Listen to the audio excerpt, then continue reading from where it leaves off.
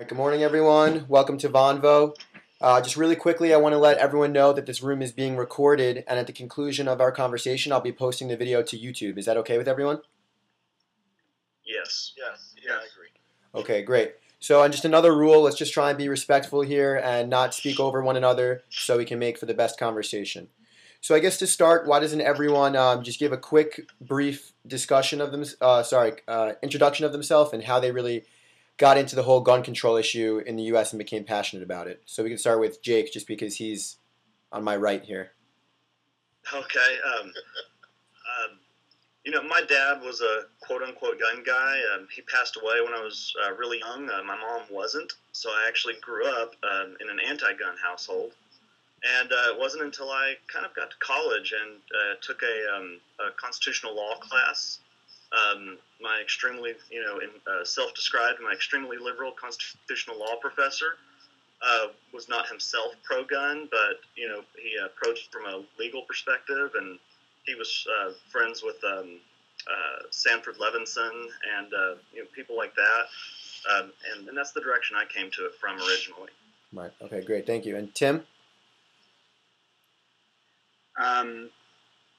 I originally got involved because my family has been victimized by violence and with firearms, and in different contexts, some gangs, some domestic violence,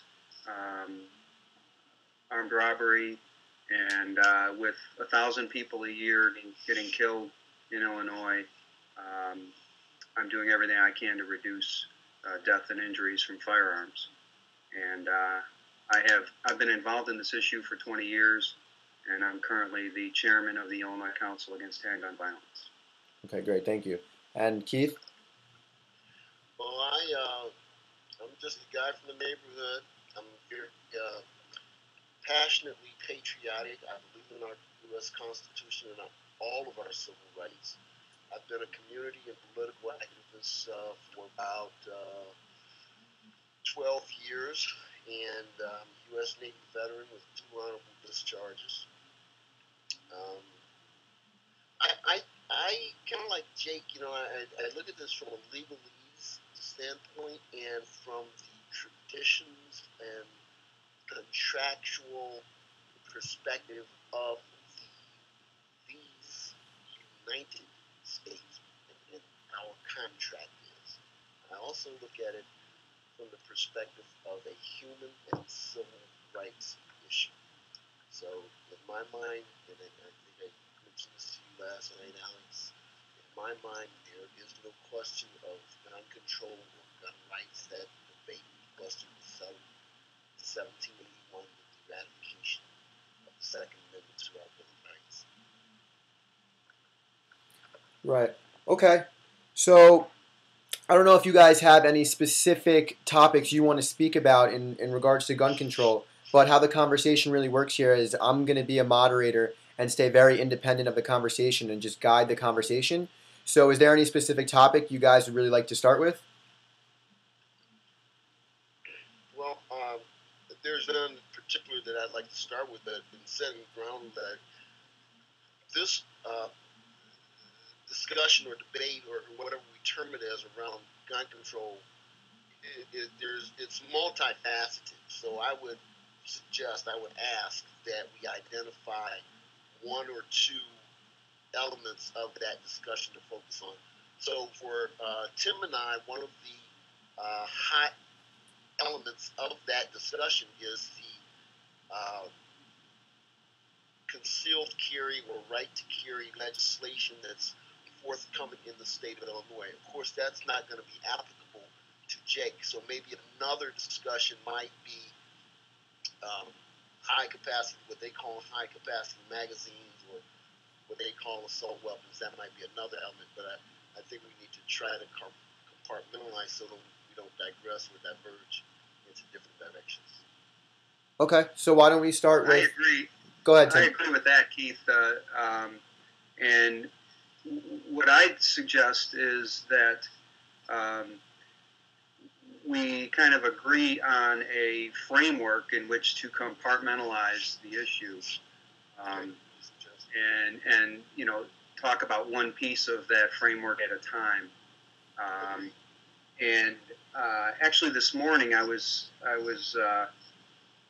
on YouTube looking at a panel discussion last month at Harvard Public Forum on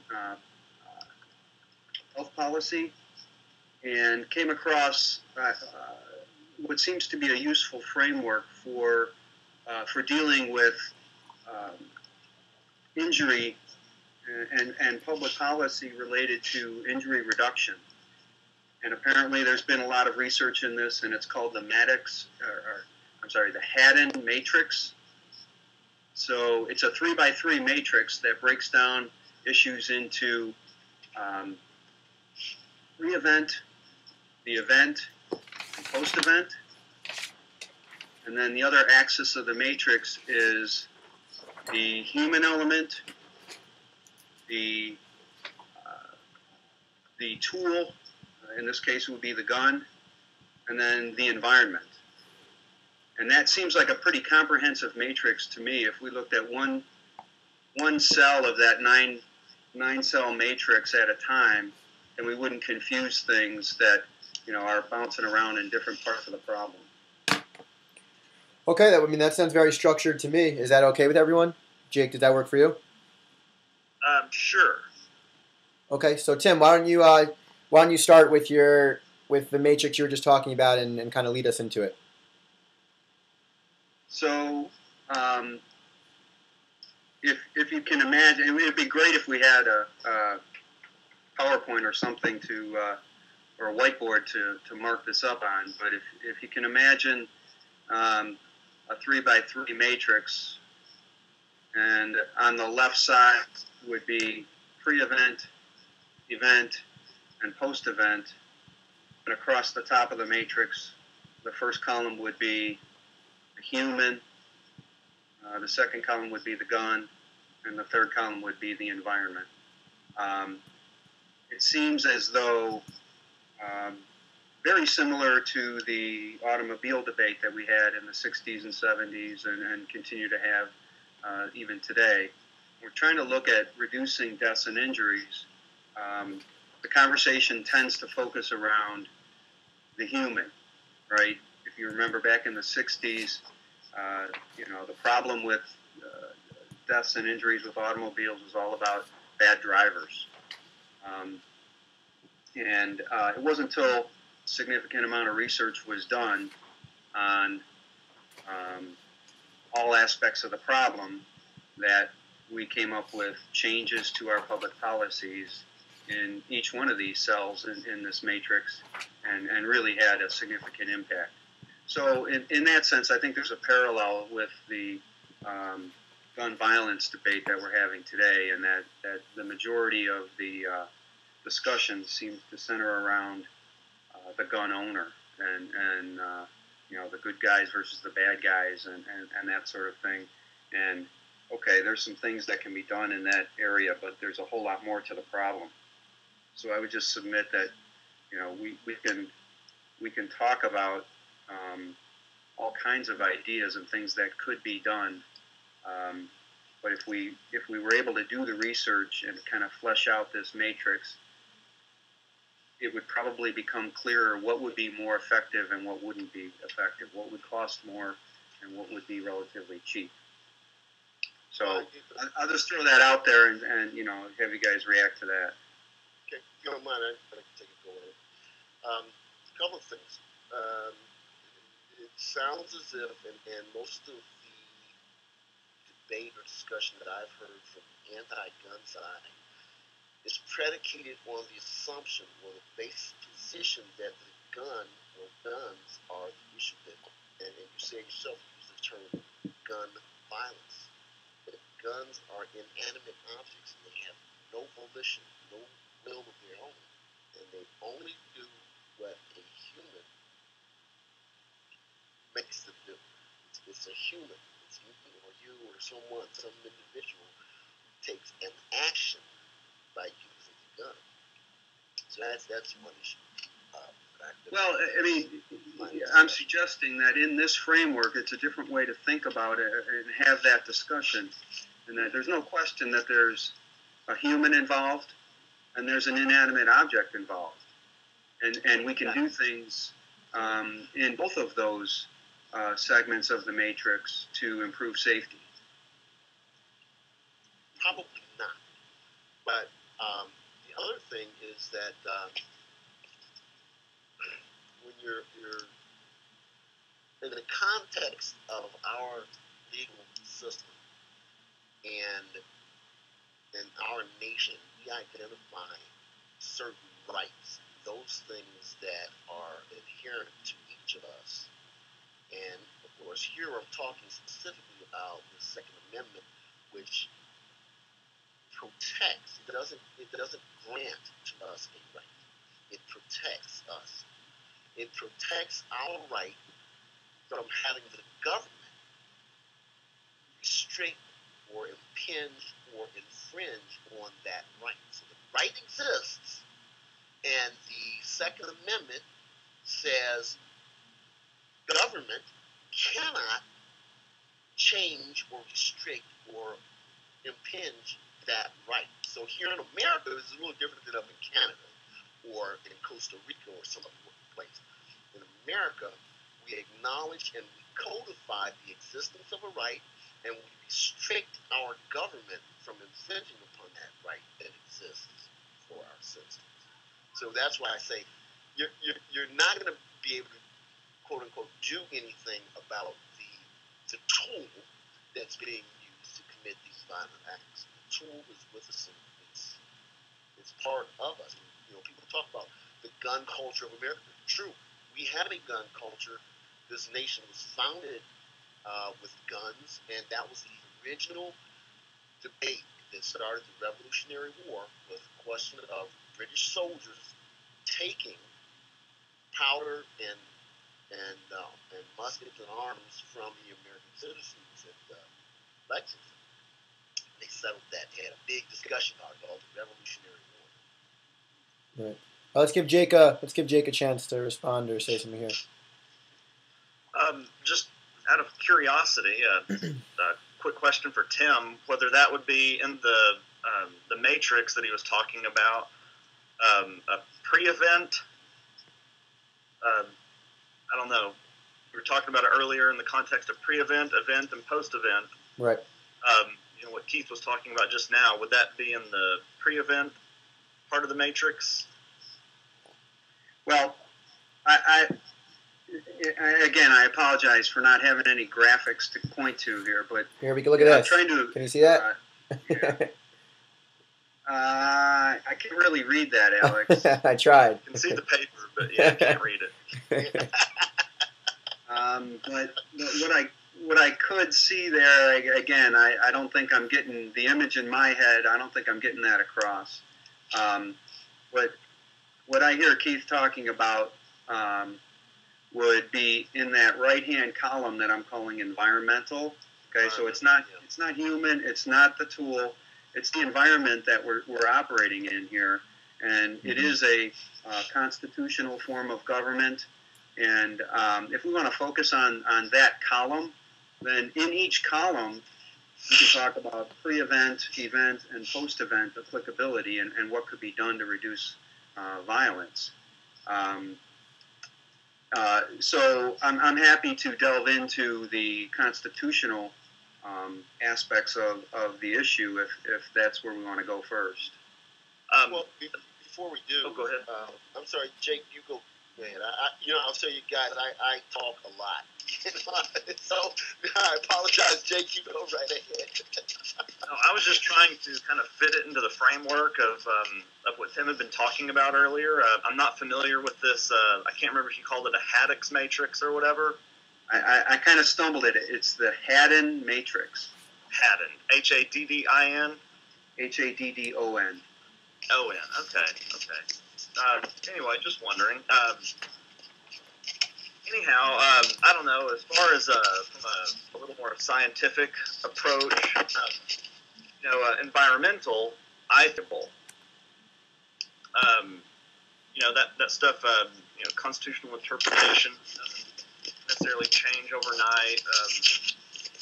At least for today, while we're having this conversation, it seems to be it is whatever the Supreme Court has said it is up until this point in time, and some of the larger, I guess, gun debate questions seem to be hung within that framework, like whether we can ban all guns or all of an entire class of arms, such as handguns and whatnot. So I just wanted to, I guess, kind of ask about that from both Tim and Keith's perspective, and see where y'all fell on that. Yeah. Let me jump in there, I think I agree with what you're saying. Is that the environmental aspects of the problem are slower to change,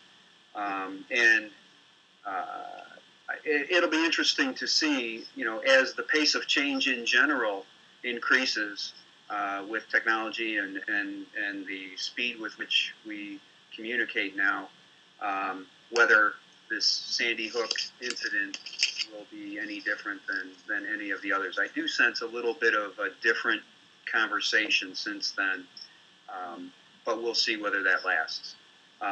So yes, I agree that in general that aspect of the problem is going to take longer to change.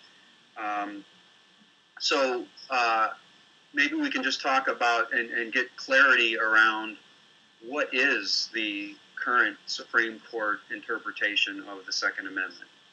Before, Tim, excuse me, I think before we go there, this sounds really complex, this whole issue, right? But that's because we make it overly complex and we don't start at the beginning. And I think to start at the beginning, we have to say and identify what is the problem. What are we seeking a solution to? Okay. So, as an example, is the problem that I want to carry a gun for self-defense? Is that a problem? Is that the problem? Is the problem that gangbangers shoot up 500 some odd people in Chicago in the last year? Is that the problem? So what problem are we trying to solve? Is it the mass murders that we've seen in Aurora and San Diego? Is that the problem? So, that's what I mean. We have to compartmentalize, simplify, and take a more pragmatic. No, that's an excellent point. I probably should have stated my view of the problem in the introduction.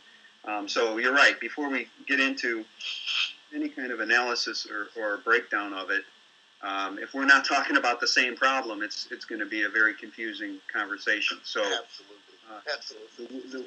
The way I define or look at the problem, I define it fairly broadly in the sense that we have, somewhere in the neighborhood of 30,000 deaths and injuries. 30,000 deaths related to involving firearms in the United States. And in Illinois, it's 1,000 a year. So the problem in my mind is what we can do to have an impact on that, so it's a public safety issue. And I fully recognize that 50% of those deaths are suicide. I fully recognize that somewhere around 2% of those deaths are related to the deaths from assault weapons, or however you want to define that. And a very small number of these deaths are related to these mass shootings that hit the media and get everybody talking. And I guess, I also have to say that the fact that 500 of those deaths in Illinois are in Chicago, that I have an acute sensitivity to the urban gun problem as opposed to the rural gun problem. The guy that's really breaking the laws give him a slap on the head. Guy gets caught with a gun, he did a shooting, he's out in a year, sometimes less. Sometimes he never even gets charged or, prosecuted.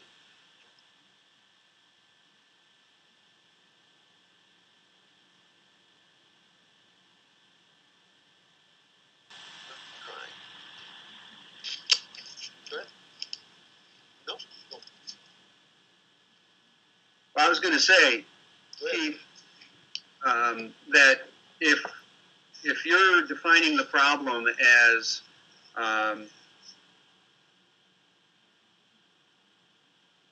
any initiatives that would threaten your entirely different problem definition, and Right, and that's we're not talking what about two different things. If you No, want to we're talk talking about reducing death and injuries from firearms, involving firearms, I think we can find some common ground. No, what I'm saying is, and I'm still with your problem of all these people being shot. What I'm suggesting to you is that the solutions being proposed will do nothing to mitigate that, yet they will end mine and your constitutional rights. So Well, I don't care think what that, law you pass, Tim, that says that, you can't own a gun until you're 25. You can't own a gun until you're 50. You have to get an FBI check, an ATF check, a DHS check. You have to get a psychoanalysis check. You can put all of that stuff in place if you want. And the only person it's going to affect is a guy like me and you and Jake and Alex. Because the guy, the gangbanger, the drug dealer, is not going to follow those laws. And it's going to have absolutely zero impact. well, I'm suggesting that if we have a conversation, a fact-based conversation about what the problem is when you user of the firearms themselves, and all of these environmental factors, the judicial system, the drug problem, existing laws, all of that, it needs to be discussed, and we need to figure out what we can do to have an impact on deaths and injuries involving firearms. And I reject the notion that nothing can be done. Absolutely, we can solve problems. Absolutely, And, but the way to do it and is we can't rely on our politicians to do it for us in every case. But that's why we're here, is because we are trying to solve the problem and help everybody involved solve the problem. But you can't solve the problem by penalizing me when I am not part of the problem. See what I'm saying? I haven't suggested any solutions yet. I'm trying to, make sure that we're all on the same page and pursuing the same goal, and then we can talk about specific solutions and what works and doesn't work, and what we know and what we don't know. I'll give you a solution.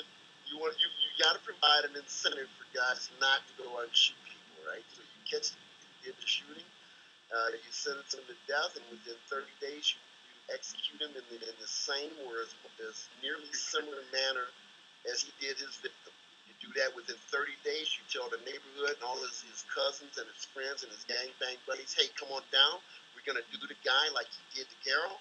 And that will provide an incentive, something that people can visualize and connect to and say, oh, I get it. If I do this, then that's going to happen.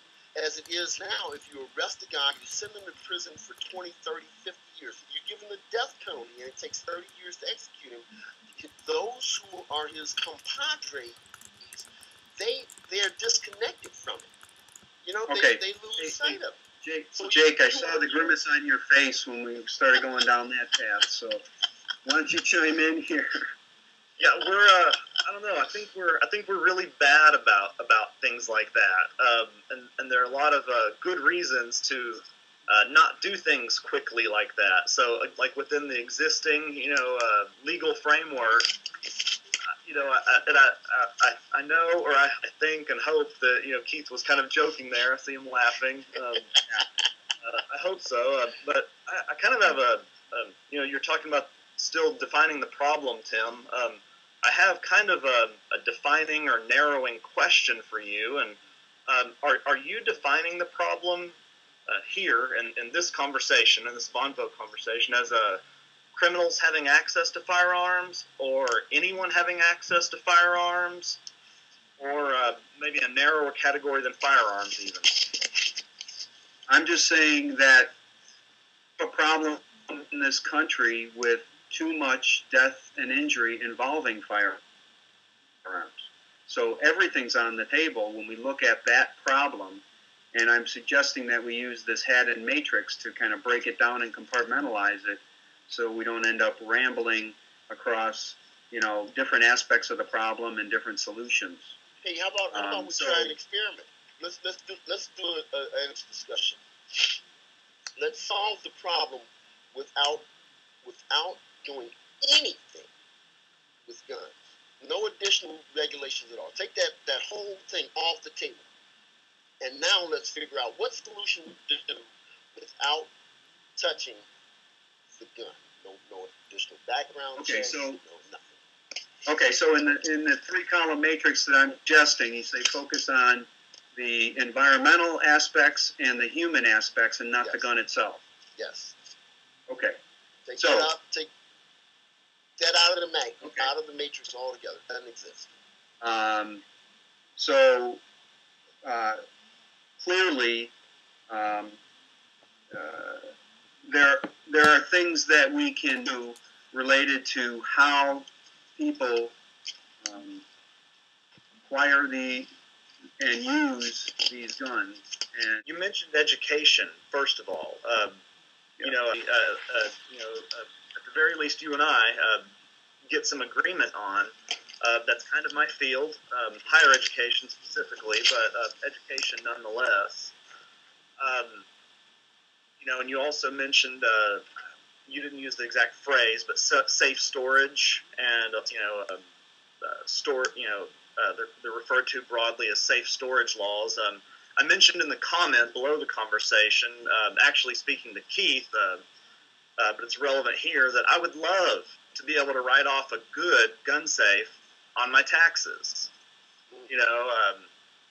as opposed to a gun cabinet, flimsy metal that, might have looked like one of your lockers in high school, that a criminal can, bash open with a good kick and extract those firearms from. Quality's not cheap. Good safes, basically start at $1,000. I don't necessarily want to make this sound like a product endorsement, but Liberty Safes, there are a couple other, well-known, quality safe brands. That's the, name that comes off the top of my head, like a Volvo or something. And, I don't know what chance there is realistically of that ever happening, but if you want to encourage or incentivize safe storage, for example, there are many good reasons why people may not want a quote-unquote home defense or self-defense or personal defense weapon to be locked up at all times. But certainly, the rest of my gun collection, while I'm away from home or, while it is off of my person, I would love for, it to be in a little bit better safe than it is now. You can look up, YouTube. There's some videos where they make short work of some lesser quality safes. And a friend of mine had one, an actual good safe, hauled off because the criminals, they broke into his house. He was only gone an hour or two, and they hauled off the safe to crack it elsewhere where they had more time and privacy.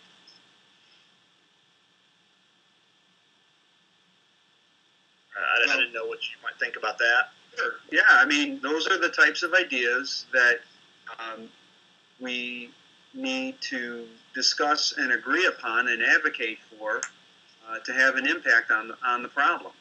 I think that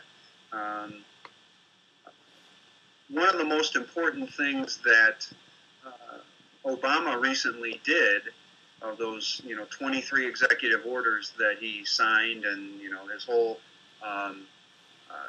gun control agenda that he's putting out there now, is one of those executive orders was to take away the restriction on research as it relates to this problem. So several years back, there were restrictions put in place so that the federal government was not able to study the problem and potential solutions like that, and to try to determine what would work.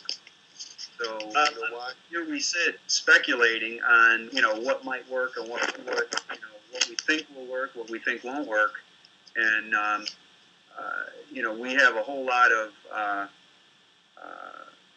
smart people as it relates to public safety and public health that could do these studies and help us experiment with these potential solutions, both theoretically and then practically, until we start having an impact. Again, I go back to Jim. Do you know why they what we've done as it relates to other dangerous products like automobiles, and it took a long time to do the research, do the experiments, practical field studies, until we came up with the set of comprehensive safety regulations that started to have an impact. And we don't stop. We continue. And so to me, it's a very parallel problem when you look at it from a public safety perspective. Well, I know regulations. I was going to say those regulations pertain to the construction of the vehicles, right? So. Oh no, it's everything. It's drivers, the vehicles themselves, the roads. It's everything. Yeah, so there's an organization that is solely based on, or predominantly based on, education around firearms. It's called the National Rifle Association, and that's what they do. They provide training and education. No, that is not what they do. Gun safety training. They do not define the problem the way we're defining it. So, anyway, here's the thing, Tim. As I said earlier, any of these things that you would come up with are going to infringe on my rights. So I'll ask you, do you know why that there was a regulation or a restriction placed on the federal government doing research, quote-unquote, research into this so-called gun issue? Really quickly, I posted an article in the links that's relevant to this. I'm sorry, I just wanted to point that out, and then Tim can go ahead and finish talking about it. I'm sorry, I'm not seeing any posting. Yeah, scroll down. Oh. I see. Basically, the long and short of it, it's from a friend of mine who's a national, So I'm not sure what problem there is, other than a theoretical problem of this doctrine. I don't understand the argument. They don't have any recourse if if they call 911 and the police fail to protect them. I just posted some links below the comments about two of the most famous court cases of doctrine. And basically, if I call 911, if I rely on the police for my protection, and they don't make it in time, or like in what happened in Warren versus District of Columbia, the people in the home invasion, I believe assault and rape case, called the police several times. And, the first time I think the wires got crossed and they never responded. The second and third times, if I remember correctly, actually sent a unit out. And, one time they knocked on the door, there was no answer, so they left. Another time they drove through the alley, I think, and shone some lights and left. And, then the victims, tried to sue the state, basically. And the court said, without some special relationship, the state owes no individual to protect them. And so, it didn't go anywhere. In Chicago a couple of years ago, Tim, you may recall, there was a fight up at school on the south side of Chicago. Finger, I think. I'm not certain. I'm familiar. Yes. Yeah, the kid was hit in the head with a board. Darian Albert. Yeah. The Two police were sitting across the street in their squad car watching. They didn't do anything to stop the attack, nothing. And they weren't held liable. Officer safety, no duty to protect. Okay. So No. I understand what you're saying, but then you're extending that to say that, therefore, they all need their own guns to protect themselves. That's the part I struggle with. How is public safety improved in these examples where, then... I'm a member of the public. Yeah, so, I find it hard to... Let me give you I would the much other one. rather be protected by the police and the firemen than to have me and all my neighbors, fighting it out every time. Hey, if somebody kicked your door in right now, is the police going to be there to stop them? No. In the vast majority of the cases, they will. Absolutely. You just never hear about that. First of all, we need to reduce the amount of crime in general, so that we're all living in safe communities. I happen to live in a safe community that, compared relatively to some of the communities in Chicago, and that's what I would much rather advocate for, rather than some sort of a Wild West type community where we're all. Here's what I'm saying, Tim. You as a person, as a living creature, have an inherent right to continue to live, to survive, and to survive unharmed. Every living creature has that right. And so if someone were to kick in your door right now, you would have a right to hit them in the head with a lamp, okay? Or kick them in the shin and run out to whatever you need to do to protect yourself and defend yourself.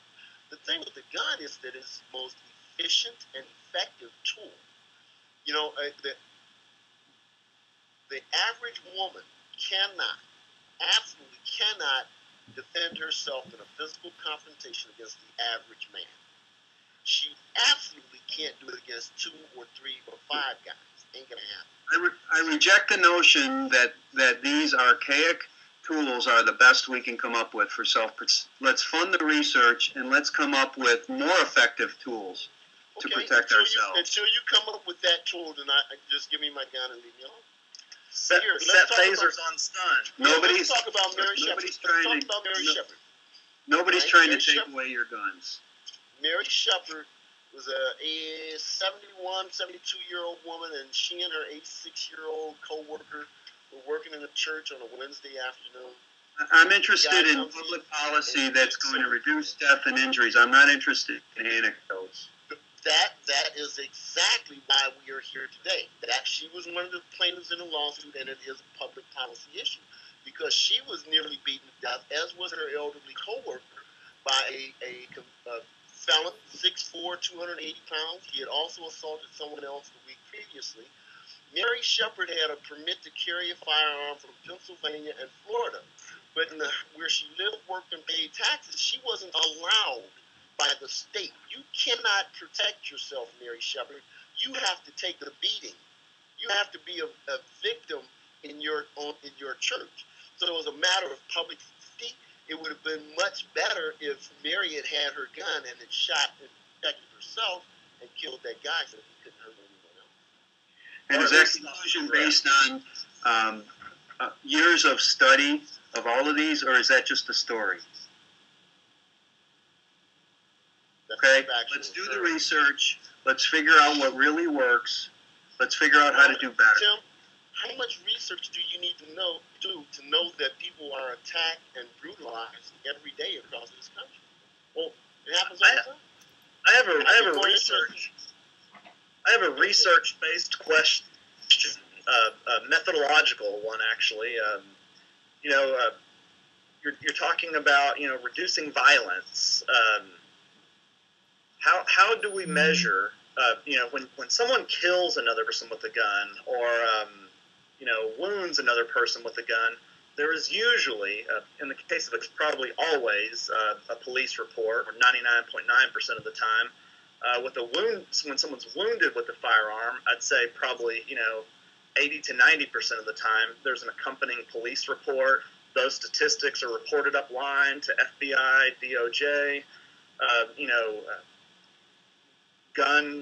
Firearms, violence, public safety researchers use those statistics to arrive at conclusions. But from a methodological perspective, what percentage of defensive gun uses? I know the scholarship on it is kind of all over the map. With them largely divided among not necessarily party or partisan lines, but ideological lines. How many defensive gun uses are there a year? Versus how many suicides, murders, just shootings in general. That's really that's exactly my point. Is that everybody has an opinion about that, but we haven't been able to do enough research to get consensus around that. There's a few studies here and there, and they seem to be all over the board. So we need to continue until we figure it out. And all I submit is that we have a lot more work to do, and the executive order that Obama signed is going to start funding that, and we'll see where it goes. But I reject the notion that there's nothing we can do. And as long as you guys want to talk about ideas of how to reduce death and injuries from firearms, I'm willing to talk, every week. All right, I'm going to have to wrap this up pretty soon. My battery's dying here. So I would just say to if I'm not interested in talking about, the federal government is going to grab my guns. Nobody, I'm not advocating for that. That's not going to happen. Nobody's going to do that. But that's what will happen. Well, I have no. In fact, no. The fact that there's not that the Supreme Court now says that it's an individual right, then it can't happen. Okay, there is no way that the courts are going to allow. There will be lawsuit after lawsuit, challenging any kind of policies that are going to go after the individual to keep an arm. So I'm going to post a link response to that in the comments. Right. I would just ask Tim. Go ahead. Tim, just out of curiosity. So anyway, Alex, why don't we wrap this up? Yeah. I was just going to say. If you want to schedule another one, we can do that. I was just going to say two things. Tim, just out of curiosity, are you a gun owner? Do you own guns? Currently, no. Okay, that was just a personal question. And then I guess, since this has been going on for about an hour and a half now, why doesn't everyone just conclude with a couple remarks, and then we'll reschedule for another Vonvo maybe next weekend. But we don't have to do that right now because you probably don't all know your schedules. But why don't we just conclude with a couple of remarks from each of you? So Tim, if you want to just have some concluding statements. Okay, so this has been interesting, and I remain committed to any ideas that will reduce deaths and injuries involving firearms. Okay, great. Jake? Evidence-based medicine and evidence-based legislation. At this point, we legislate based off of hunches, and pro or anti, and I'd like to see some analysis of that. All right, great. And Keith, anything you want to say? Yeah, I'm committed still to U.S. Constitution and the protection of American civil rights. So if you have a problem and you can come up with a solution that addresses the problem without infringing on my rights, go for it. You want to attack the criminal, more jail time or counseling or whatever you want to do, the criminal element, have at it. But don't bother with discussing my rights and the rights of my fellow Americans. That's my position. All right, great, guys. So I really appreciate Tim for joining. I appreciate it, and this is really a great conversation. I look forward to doing it again. Right. So I really appreciate you guys' time and your participation here on Vonvo, and let's schedule for another one next weekend, and we can hopefully make some more progress.